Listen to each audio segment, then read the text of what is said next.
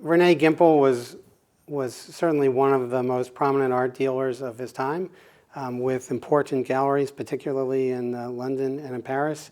He dealt with many important families, Rothschilds, Wildensteins, etc.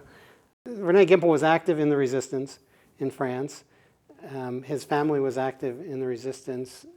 He became involved in helping the Gimpel family in recovering artworks that were seized from them by the Nazis during World War II.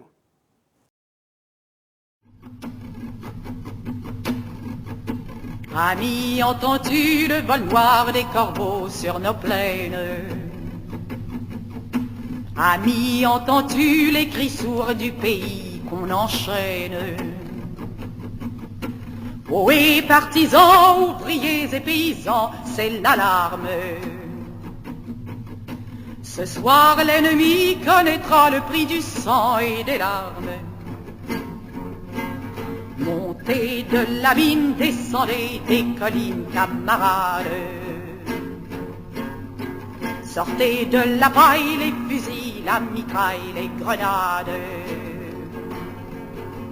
Ohé, les tueurs à la balle et au couteau, tuez vite.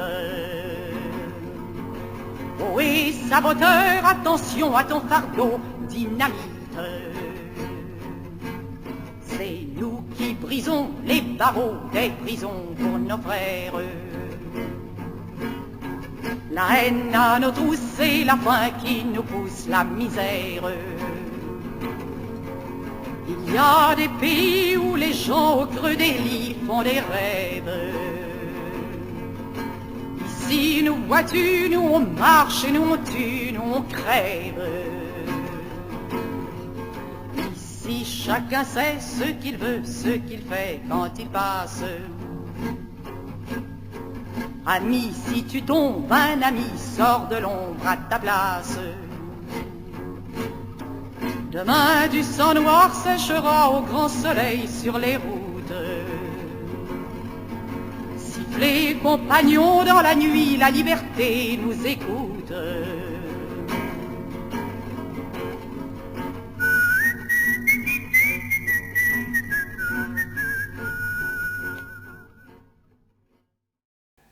Restitution, then, the complicated story for all families and all people trying to get back paintings that disappeared or were stolen during the war, the Second World War. We started to look into the matter, and we were approached by a very good law firm practicing out of Washington with Baltimore connections, and they suggested that the researcher, that he had come across quite a lot of evidence of works of art that were now in existence and possibly even in collections or known to have been sold at auction recently, and on which we might have a claim.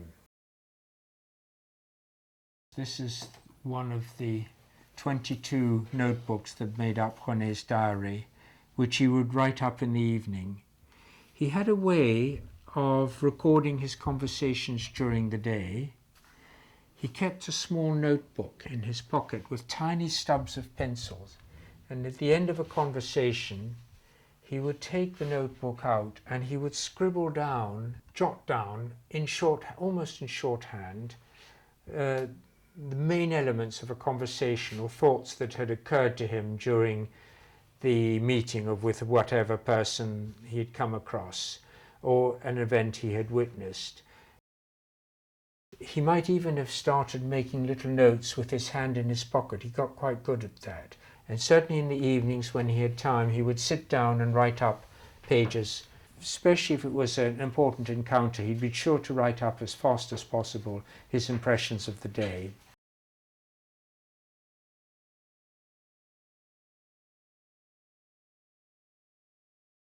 On one of the transatlantic voyages, he meets a young woman, Florence Javine, who is the youngest daughter and the youngest child of 13 children of Sir Joel Javine, who is an art dealer from a Dutch family. The Javine or Dufresnes were a Dutch family who had come over in the 19th century, first to the east coast of England and then settled in London.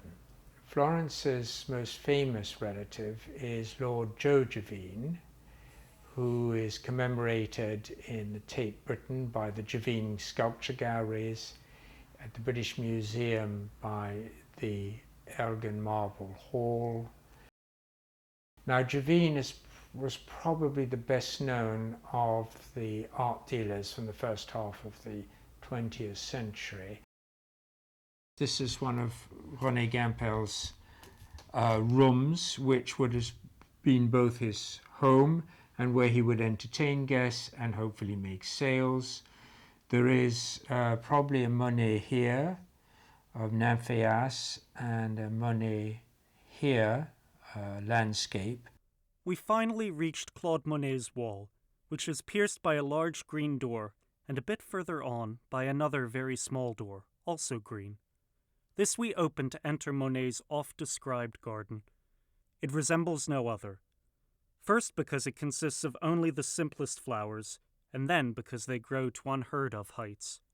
Monet took us down the paths of his garden to a newly built studio constructed like a humble village church. Inside there is only one huge room, with a glass roof, and there we were confronted by a strange artistic spectacle.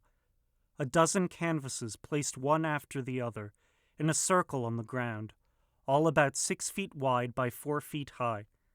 A panorama of water and water lilies, of light and sky. In this infinity, the water and the sky had neither beginning nor end.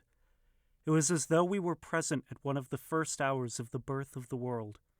It was mysterious, poetic, deliciously unreal.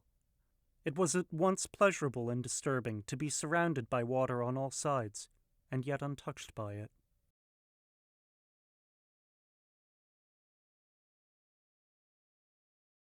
He befriends Marcel Proust very early on, between 1907 and 1909. They meet in Normandy in Cabourg, where Rene is intrigued by this strange man, always too heavily dressed for the summer weather, never leaving the hotel where they're staying on the coast of Normandy, and only coming down at night when most of the guests have left and gone up to bed. And Rene and Marcel Proust begin a conversation. They haven't been introduced, so it takes a while, but they eventually begin talking to each other as they're both single young men sitting down in the hotel lobby late at night. Proust would call on grandfather in Paris late at night, always after midnight, and sometimes would keep Rene up until dawn. And years later, I saw her reading Proust, and one day I said, "Granny, what was Proust like?" And she said, "I never met him, dear." So I was puzzled by this, and I said, "In grandfather's diary, he mentions that Proust visits you in Paris." And she said, "Oh yes, Proust did visit, but he wouldn't come when I sent out invitations and gave good dinners for my husband's friends and colleagues and all relatives. Monsieur Proust would never come to those. He would come afterwards and keep my husband up late at night." So I said, "Well, why didn't you meet him?" And she said, "I was a well-brought-up young woman, and I was not going to receive a gentleman in my house after midnight." And I said, "Granny, do you think that Proust is a good writer?" "Oh, he's an excellent writer, dear, but he had no manners, and unfortunately for him, he never met me." And there are clues that by the outbreak of the war in 1939, business in France had come almost to a standstill. My grandfather did not give everything up to go into the war. He was Jewish, and because of the laws of Pétain, he was forbidden to, he was no longer a French citizen. So that's how his business stopped, for one. Rene arranges to move some of his art to London in anticipation of war, but of course, like all French people, when the Germans invade, he's caught unawares. We are at war. Two of René's sons, Ernest and Peter, in uniform at the time, are part of the retreat across France with a British expeditionary force and find themselves on the coast in Dunkirk, where they are evacuated along with the British Army in advance of the Germans, and they go to London. There Peter joins the British Army, and Charles volunteers to join the nascent French resistance under this unknown General de Gaulle, who makes an appeal on the 18th of June, asking the French to continue the fight. When Paris is occupied, the German ambassador Otto Abetz orders immediately 15 collections, private collections in Paris, to be confiscated from Jewish families. This includes the Wildensteins, the Gampels, the Bernheims, and others. In Marseille, Rene sets up a transport firm called Azur Transport, which is a cover for early resistance activities. And Azur Transport was a transport company. They had trucks and they were transporting, I think, coal or whatever. And of course people, and of course papers, and of course documents and so on. And then they moved to the Côte d'Azur. And I think that some of the money that he had to do this was provided by the British. This organization runs for 3 years and drags in Somerset Maugham, for instance, and eventually Samuel Beckett, Graham Greene, all employed by MI6 to give information on German troop movements and German intentions. He's released after a few months because there's lack of evidence. His son Jean had been to see Marshal Pétain's to see if he could get his father out, but that doesn't lead anywhere. But eventually Rene is released. Bank accounts of Jewish French citizens have been frozen. They're losing their nationality. Rene is having difficulty making a living. He has to sell his paintings where he can. Those that have not been confiscated by the Germans, he is selling them under duress. A year later, he's arrested, this time denounced by a Paris art dealer who covets his goods. Rene is denounced to the Gestapo. Rene is then moved to Paris, and 10 days, just 10 days, before Charles de Gaulle makes his triumphal march down the Champs-Élysées in a liberated Paris, 10 days before, Rene is taken out on a cattle truck train out of France in one of the last trains, and is sent to Neuengamme prison near Hamburg, which is a slave labor camp and a political prisoner camp as well. Neuengamme is a slave labor camp. He is being worked to death in the brickworks, which is what the main business of this camp is. And in early January he dies. His death is recorded in the camp. He dies. A reason is given, but it doesn't matter. It's malnutrition, it's cold, it's exhaustion. So that's the life of Rene Gampel. Now my father came out of camp, and he had been tortured in camp, and he had his number tattooed onto his arm, like all inmates of camps. He never removed the number during his lifetime, but he also always wore long sleeve shirts, so that it wasn't an issue to be discussed. In the hottest weather, he'd be in a loose-fitting long sleeve. He never wore short-sleeve shirts because he didn't want the issue of the number to come up.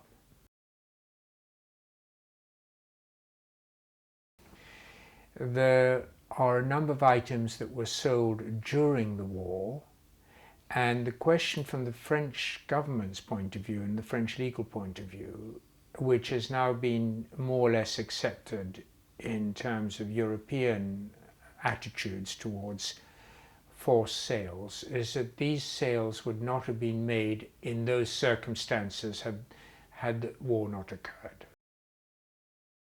So in those circumstances, are the circumstances of duress, the circumstances of having to sell quickly of not being able to obtain receipts because you didn't want to be found with a receipt for a sale if you were a Jewish family, if you were in the resistance. So the restitution issue has come to be associated with another aspect of the Shoah, that is, another aspect of suffering of this group of people. And I realized that only a tiny fraction of works that were purloined at best and just stolen, seized at worst, only a tiny fraction of those works of art of whatever nature will ever be recovered. It simply isn't possible now. And as we move through the generations, we are probably the last generation in which we will be able to gather sufficient evidence.